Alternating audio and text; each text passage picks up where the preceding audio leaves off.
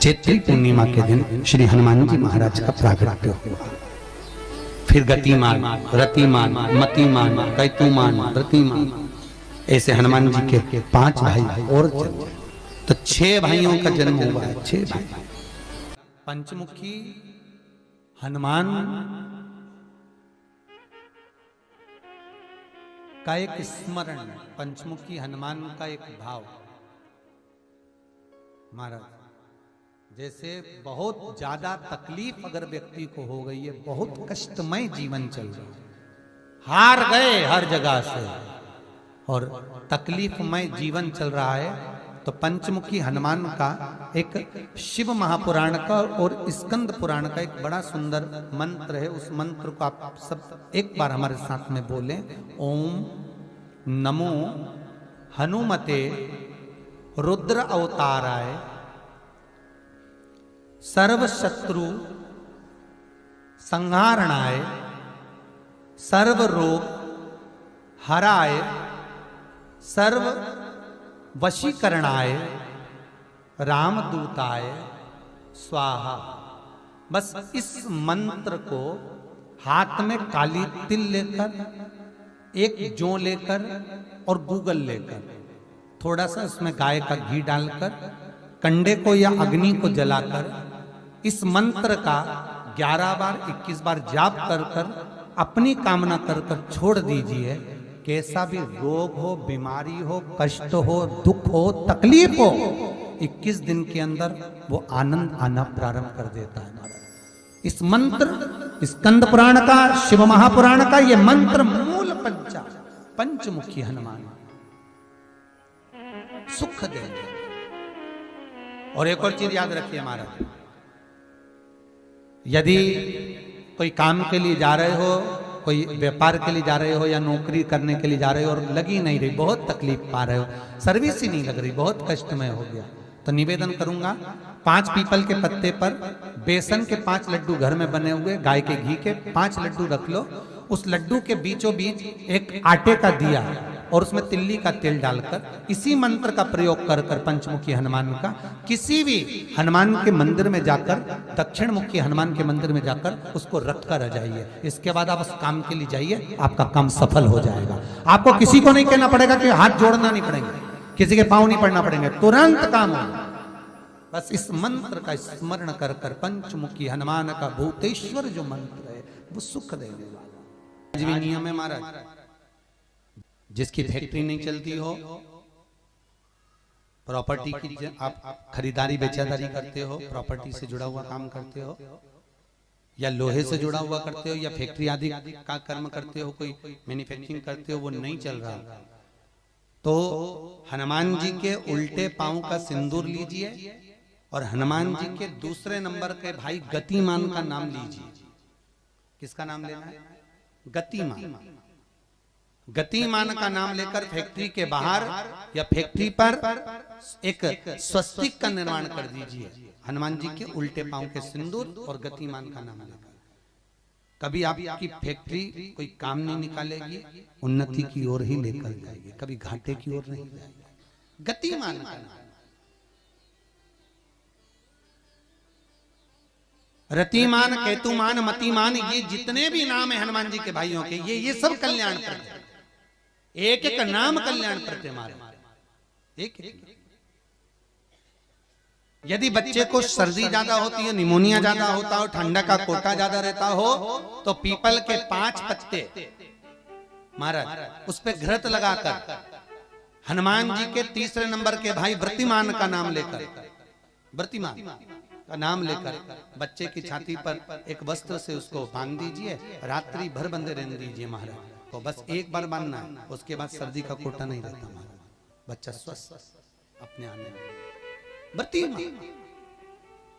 हनुमान जी महाराज के जितने भी भाई हैं सबका आनंद सुख चरणारविंद। अगर किसी पति पत्नी में झगड़ा चल रहा हो, प्रेम नहीं बढ़ रहा हो, बहुत क्लेश हुई और अदालत में बात पहुंच गई, तलाक होने वाला है, तो भी गतिमान का नाम लेकर हनुमान जी के मंदिर में एक ध्वजा लगा दी जाती है और उस पर ध्वजा पर स्वस्तिक बना दिया जाता है गतिमान का नाम लेकर। तो पति पत्नी का प्रेम वापिस बढ़ जाता है और तलाक नहीं होता है महाराज। जिसका तलाक नहीं चाहिए, अगर मन से सोच के बैठे कि तलाक चाहिए तो मत करना, पर नहीं चाहिए, प्रेम बढ़ाना है, उसके लिए गतिमान। ये लोग तो ऐसे, उनको आज तक हनुमान चालीसा पढ़ना नहीं है, आज तक कोई चालीसा, चाहे गायत्री चालीसा हो, लक्ष्मी चालीसा हो, शिव चालीसा हो, पढ़ना ही नहीं आती। बस बैठ गए भगवान के सामने और पढ़ लिया आसन लगा के। नहीं नहीं नहीं, चालीसा पढ़ने का भी एक नियम है। अगर कोई लक्ष्य लेकर पढ़ रहे हो तो उसका एक नियम है।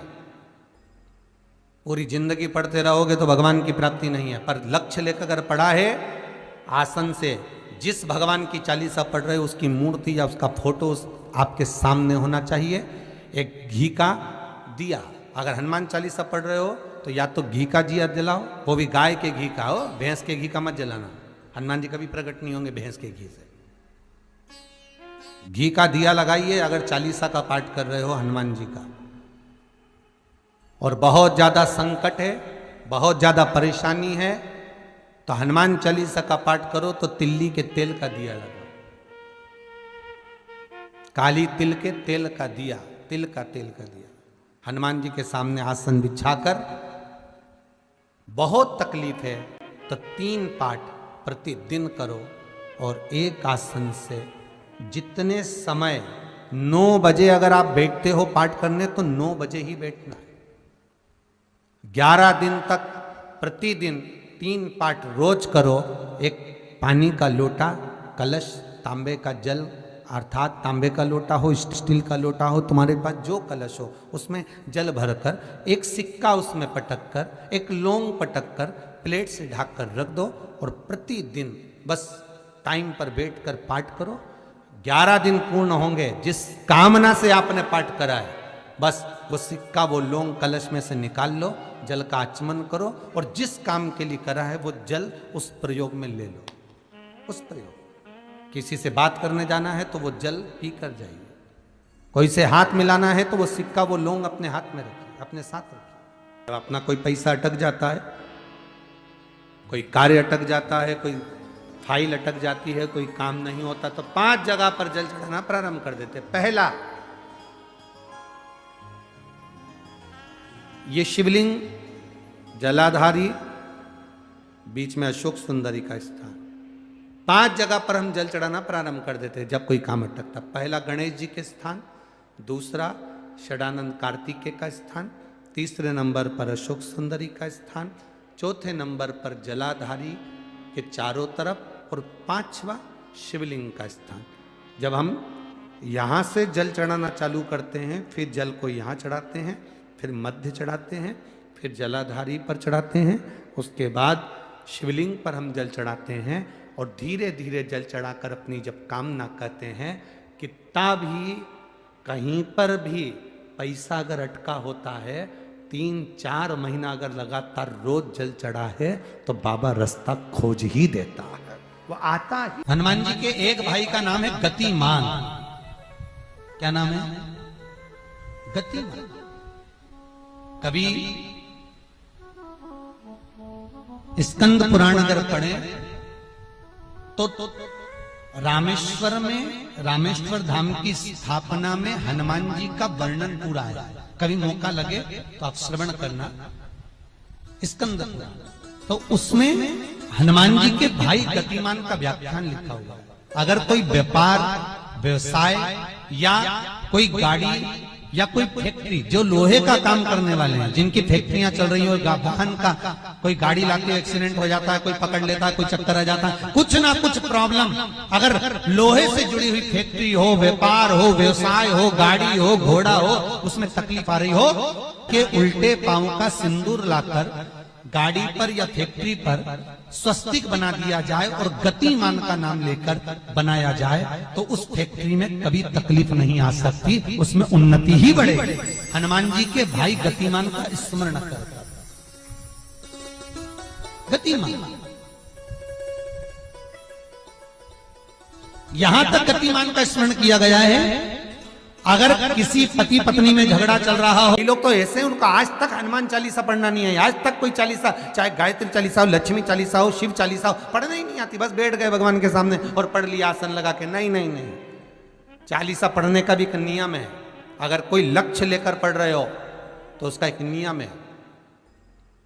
पूरी जिंदगी पढ़ते रहोगे तो भगवान की प्राप्ति नहीं है, पर लक्ष्य लेकर अगर पढ़ा है आसन से, जिस भगवान की चालीसा पढ़ रहे हो उसकी मूर्ति या उसका फोटो आपके सामने होना चाहिए। एक घी का दिया, अगर हनुमान चालीसा पढ़ रहे हो तो या तो घी का दिया जलाओ, वो भी गाय के घी का हो, भैंस के घी का मत जलाना। हनुमान जी कभी प्रकट नहीं होंगे भैंस के घी से। घी का दिया लगाइए अगर चालीसा का पाठ कर रहे हो हनुमान जी का। और बहुत ज्यादा संकट है, बहुत ज्यादा परेशानी है, तो हनुमान चालीसा का पाठ करो तो तिल्ली के तेल का दिया लगाओ, काली तिल के तेल का दिया, तिल का तेल का दिया हनुमान जी के सामने आसन बिछाकर। बहुत तकलीफ है तो 3 पाठ प्रतिदिन करो। और एक आसन से जितने समय, 9 बजे अगर आप बैठते हो पाठ करने तो 9 बजे ही बैठना है। 11 दिन तक प्रतिदिन 3 पाठ रोज करो। एक पानी का लोटा, कलश, तांबे का जल, अर्थात तांबे का लोटा हो, स्टील का लोटा हो, तुम्हारे पास जो कलश हो उसमें जल भरकर, एक सिक्का उसमें पटक कर, एक लौंग पटक कर प्लेट से ढक कर रख दो और प्रतिदिन बस टाइम पर बैठकर पाठ करो। 11 दिन पूर्ण होंगे, जिस कामना से आपने पाठ करा है बस वो सिक्का, वो लौंग कलश में से निकाल लो, जल का आचमन करो और जिस काम के लिए करा है वो जल उस प्रयोग में ले लो। उस प्रयोग, किसी से बात करने जाना है तो वो जल पी कर जाइए, कोई से हाथ मिलाना है तो वो सिक्का, वो लौंग अपने हाथ में रखिए, अपने साथ रखिए। राम जी महाराज जब गए, हनुमत चरित्र कहता, राम जी महाराज जब जाने लगे तो उन्होंने हनुमान जी से कहा कि तुम क्या चाहते हो? हनुमान जी बोले मेरे को जाना है, क्योंकि जहाँ राम वहाँ हनुमान। हनुमान जी जब कहने लगे कि मेरे को जाना है, तो राम जी महाराज बोले नहीं नहीं हनुमान, तुझे सबसे ज्यादा प्रिय क्या है? तो कह राम। तो हनुमान, तू कह रहा है सबसे ज्यादा प्रिय है, राम प्रिय है, तो एक बार जिस समय देवऋषि नारद का अपमान हुआ, विश्वामित्र बाबा का अपमान हुआ, उस समय पर एक राजा ने जब अपमान करा तो तूने उसको राम नाम लिखकर एक जगह पर बिठा दिया और कहा कि तू राम नाम जपते रहे। उसने राम नाम जपा। तब हनुमान, याद कर मेरे सम्मुख में तू खड़ा था और युद्ध होने वाला था, तो तूने क्या कहा था? प्रभु आप इसको मार नहीं सकते क्योंकि ये आपका नाम ले रहा है। राम से बड़ा होता है राम का नाम, आप इसे मार नहीं सकते। तब आपने ये संवाद कहा था, हनुमान बता तेरी प्रियता क्या है? हनुमान जी कहते हैं प्रभु आपने मुझे जगा दिया, क्योंकि मुझे श्राप ये मिला था कि तू जागेगा किसी की जगाने पर, आपने मुझे जगा दिया। इसलिए है नाथ, अब मैं जाना नहीं चाहता, सत्संग करना चाहता।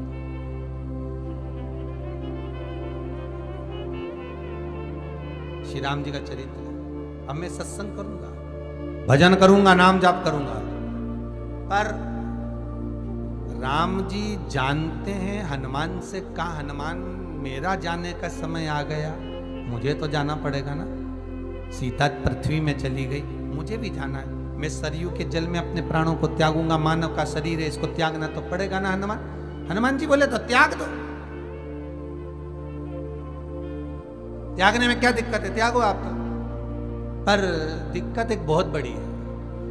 तो राम जी ने जैसी कहा दिक्कत बहुत बड़ी है, तो हनुमान जी पूछे ऐसी कौन सी दिक्कत है? हनुमान जी के शब्द सुने तो राम जी बोले, जब जिस समय पर तुम सूर्य को निगल गए थे, इंद्र को क्रोध आया था और इंद्र ने तुम पर वज्र का जब प्रहार करा था, जब वज्र का प्रहार इंद्र ने करा तब तुम्हारा नाम हनुमान हुआ। तब सारे देवी देवताओं ने तुम्हें वर प्रदान करा। उस जगह पर यमराज भी खड़ा था, तो यमराज ने तुम्हें वर दिया था कि जहां हनुमान होगा वहां यमराज नहीं होगा। अब दिक्कत यह है कि मुझे प्राण त्यागना है और तू मुझे 1 मिनट के लिए नहीं छोड़े, तो यमराज आएगा कैसे? दिक्कत वहां अड़ी पड़ी।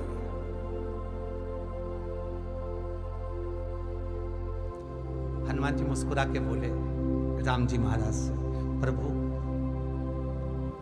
मैं आपके बिना रह नहीं सकता। तो राम जी बोले मैं भी जानता हूं कि तू मेरे बिना नहीं रह सकता, पर एक काम तो कर सकता है ना। क्या? मैं अगर कोई काम बताऊंगा तो तू करेगा कि नहीं करेगा? हनुमान जी बोले आपका काम और मैं ना करूं, ऐसा कभी हुआ है? जरूर करूंगा। ठीक है।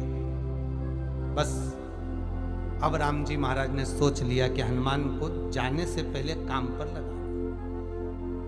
अब वो कौन सा काम था? बोलो रे भाई। हनुमान जी को कहां काम पर लगाया राम जी ने? किस जगह पर काम पर लगाया?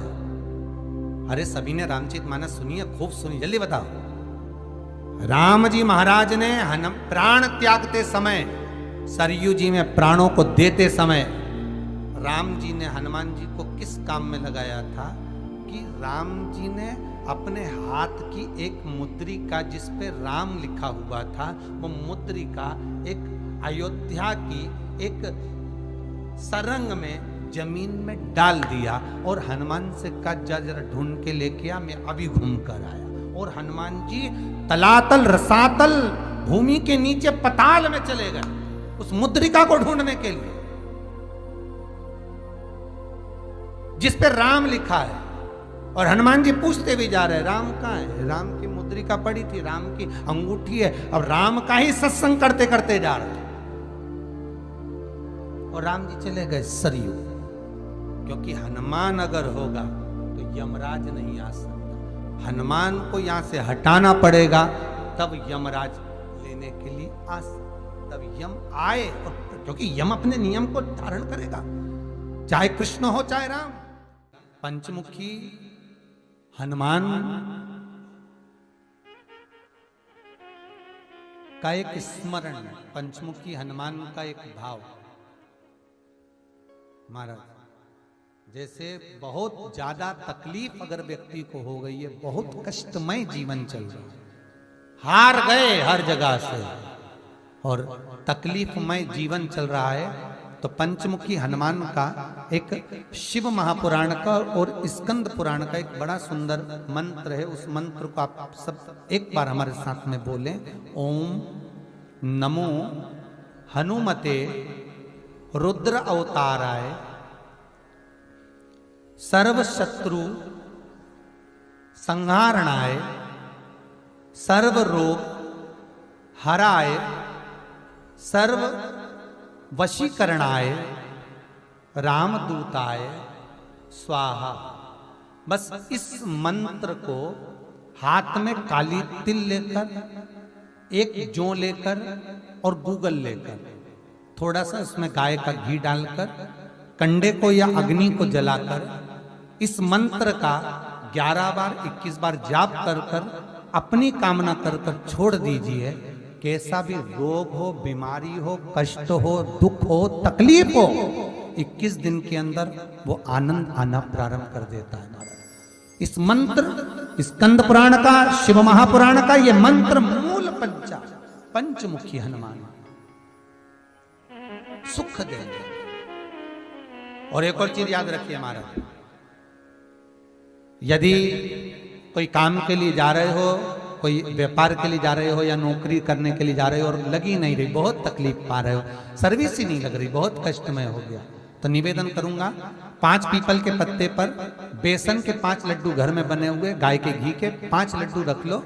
उस लड्डू के बीचों बीच एक आटे का दिया और उसमें तिल्ली का तेल डालकर इसी मंत्र का प्रयोग कर कर पंचमुखी हनुमान का किसी भी हनुमान के मंदिर में जाकर, दक्षिण मुखी हनुमान के मंदिर में जाकर उसको रख कर आ जाइए। इसके बाद आप उस काम के लिए जाइए, आपका काम सफल हो जाएगा। आपको किसी को नहीं कहना पड़ेगा कि हाथ जोड़ना नहीं पड़ेगा, किसी के पांव नहीं पड़ना पड़ेंगे, तुरंत काम होगा। बस इस मंत्र का स्मरण कर कर पंचमुखी हनुमान का भूतेश्वर जो मंत्र है वो सुख देने वाला। जैसे बहुत ज्यादा तकलीफ अगर व्यक्ति को हो गई है, बहुत कष्टमय जीवन चल रहा है, हार गए हर जगह से और तकलीफमय जीवन चल रहा है, तो पंचमुखी हनुमान का एक शिव महापुराण का और स्कंद पुराण का एक बड़ा सुंदर मंत्र है। उस मंत्र को आप सब एक बार हमारे साथ में बोलें। ओम नमो हनुमते रुद्र अवताराय सर्व शत्रु संहारणाय सर्व रोग हराय सर्व वशीकरणाय रामदूताय स्वाहा।